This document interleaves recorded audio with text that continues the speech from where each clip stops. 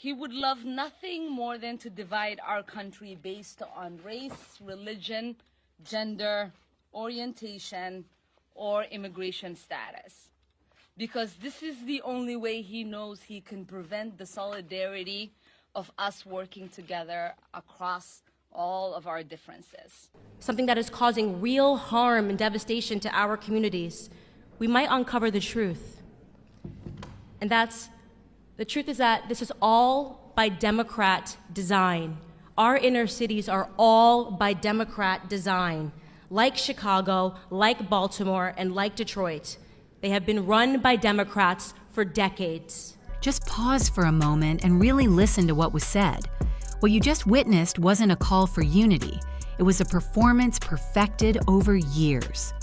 Wrapped in patriotic language and emotional appeals, the message claims to oppose division, while the actions behind it consistently fuel separation along racial, gender, and religious lines. The narrative is always the same. You're told that one political figure is the ultimate villain, the obstacle standing in the way of harmony. You're told that supporting him makes you complicit in something evil. It's a familiar script built entirely on fear and moral pressure. And at this point, it's not inspiring anymore. It's draining. This constant appeal to victimhood isn't about empowerment. It's about control. It's about keeping people emotionally dependent on a system that benefits from division. But today isn't about repeating that story. Today is about clearing it out completely. Because while some leaders rely on scripted talking points about oppression, someone else stepped forward with something far more disruptive: reality. No slogans, no trendy language, just direct facts and uncomfortable truths. What followed wasn't simply a speech, it was a challenge to an entire ideological framework. This wasn't subtle, it hit like a shockwave. Instead of recycling narratives everyone has already heard, the focus shifted to issues that are usually ignored, avoided, or explained away. And the impact was immediate. If you've ever seen calm, measured arguments dismantle complex ideas, this took it a step further. This was blunt, unapologetic, and impossible to ignore. It wasn't just rhetoric, it was a direct confrontation with a belief system built on excuses. And that's why it landed so hard. Let's break it down.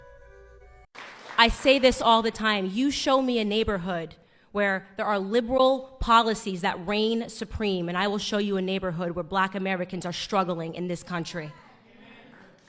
For decades, we have been disrespected by the Democrats. We have empowered their party, lined the pocket of their politicians, and we have gotten positively nothing in return for our blind allegiance and faithfulness.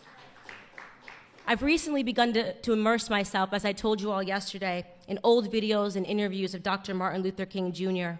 And I came across an interview of him from 1964 where he was underscoring the problems that were in Black America at that time, and here's what he mentioned. I will quote: school dropouts, crime rates, illegitimacy, rioting, and other social evils, end quote. I find that list to be really interesting because he spoke that list 55 years ago. And yet today, across all of those categories, we not only have the exact same problems, but the problems have worsened. How is that possible?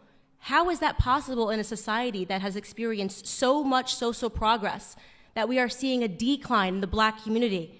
The statistics of illegitimacy, crime rates, and illiteracy have worsened since the time of segregation and Jim Crow. In that same interview, Dr. King said something that I thought was timeless. He said, "It is both socially and morally suicidal to continue a pattern of deploring effects while failing to come to grip with its causes." This is reminiscent of Albert Einstein's famed quote, "Insanity is doing the same thing over and over again and expecting different results." While neither of them could have been possibly speaking to the predicament that we are in today, their words are timeless because for the last 6 decades, Black America has found itself in a rhythm of insanity, voting for the same party over and over again and expecting different results. It is, in my opinion, both socially and morally suicidal that we continue this pattern. Democrats have looked at us in the face and they have sold us worthlessness. They have told us that we cannot, that we need more government assistance, more handouts. We handed them power, and in return, they further diminished our sense of pride, the most important thing that we had, our sense of pride. We allowed their governments to victimize us through the expansion of welfare policies. We allowed them, most importantly, to remove the fathers from our homes, removing the backbone of our families. They knew, the Democrats knew, that without stable households, our children would pursue that paternity elsewhere. They knew that our children would run to the streets. They knew that our youth would grow up and begin to mirror themselves after rappers and basketball players rather than men of high intellect and values and more attainable goals.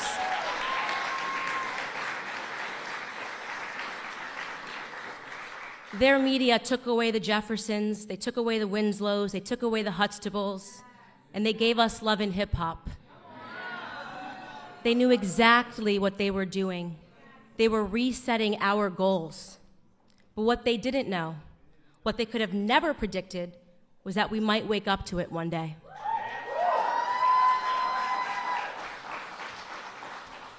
In 2015, when a man with crazy hair and a beautiful wife came down the escalator at Trump Tower, we were at the beginning of a shift, and I'll tell you honestly, I wasn't sure about him. I wasn't sure when he first came down the escalator. I said, isn't that the guy that says, you're fired? Is he really running for president? But then an incredible moment happened. In August of 2016 in Michigan, everything changed for me when that same man did something that I believe will forever be recorded in Black history as a turning point for our community. That Republican candidate got on stage, he boldly looked Black America straight in the face, and he asked us, what do you have to lose? The courage of that moment, the courage for a man to challenge us to look around at our communities and to just acknowledge it, to be real, to be honest with ourselves, to acknowledge the filth of our communities and our inner cities, to acknowledge the state of our broken culture, our broken school system. He forced us to stop accepting excuses. Every single person that is standing in this room stands here because at some point we had the courage to set our pride aside and to realize that for the first time in decades, we had somebody who was telling us the truth. And he just kept on telling it all around the country, dropping bars. Honestly, Trump might be my favorite rapper right now. My favorite moment of his campaign was he said, only Rosie O'Donnell, only Rosie O'Donnell. Only our 45th president, Donald J. Trump, and I'm going to tell you what I love about him. I get that question all the time, Candace. What do you love about Donald Trump? What I love about Donald Trump most is his audacity. The audacity that it took to stand up and look Black America in the eye. The audacity that it takes to call out these crooked Black Democrat politicians that have received billions in aid from our government and effectively stolen it from the struggling cities that they represent. The audacity to call out Elijah Cummings, the audacity to call out Maxine Waters, who lives, by the way, in a $6 million home outside of her own district. President Donald Trump has both the spine and the audacity to save Black America. It takes a lot of guts, and we all know this. When you wake up as a Black American and you realize the truth and you have the courage to speak out about it, the racist leftist media will attack you. CNN is a racist network, in my opinion. I've watched them over the past year sanction the violence of Antifa against Black conservatives. They have referred to all of us last year in the same exact room. CNN referred to all of us as paid puppets. They said we were paid to be in this room because they cannot fathom that we would ever have the courage to stand up and to tell them no more. No more victim narrative, CNN. No more victim narrative, MSNBC. No more telling us that we cannot do something because of the color of our skin.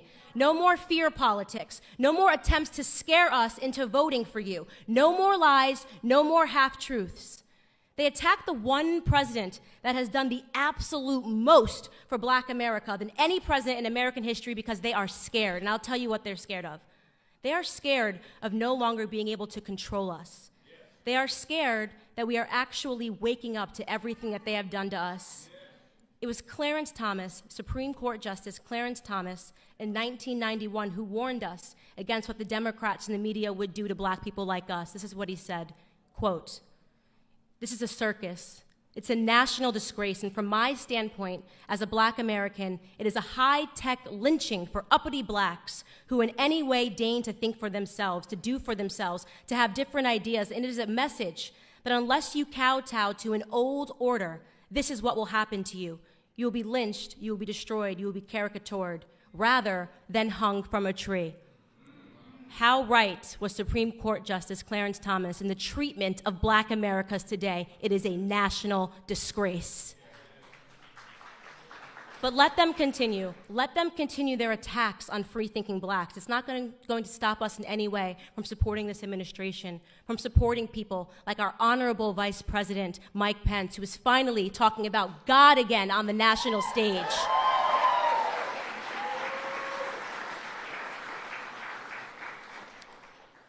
President Trump views us as Americans.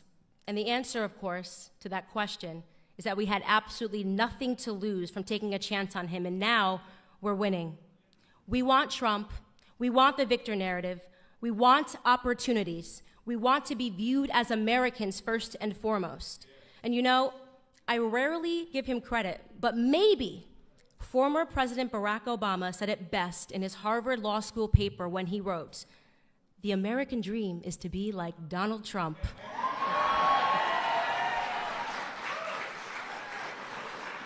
We want the American dream. Thank you guys so much for being here, and get ready to see the man himself.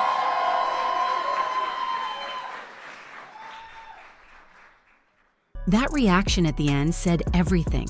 The standing ovation wasn't symbolic. It wasn't polite. It was raw. It was the sound of people responding to honesty after years of being misled. Without naming names, an entire political identity was dismantled piece by piece. And it started with a story that should have shaken the nation. A young child killed senselessly in a city overwhelmed by violence. A life lost, a family destroyed, and yet barely acknowledged in the broader conversation. Why? Because that tragedy didn't serve the preferred narrative. There was no easy villain to blame, no way to twist it into a political talking point. And when a life doesn't fit the storyline, it's quietly ignored. So where is the promised solidarity? Where is the outrage for victims trapped in communities plagued by crime and neglect? When accountability becomes inconvenient, that solidarity disappears. Then came the larger argument, the one many refuse to face. If the same political leadership has controlled certain cities for generations, and those areas continue to suffer from failing schools, broken families, and relentless violence, at some point, responsibility has to be questioned. Endless excuses don't fix systemic failure. This isn't about attacking residents. It's about challenging leadership that offers dependency instead of solutions, and explanations instead of results. When failure is normalized and defended, nothing changes.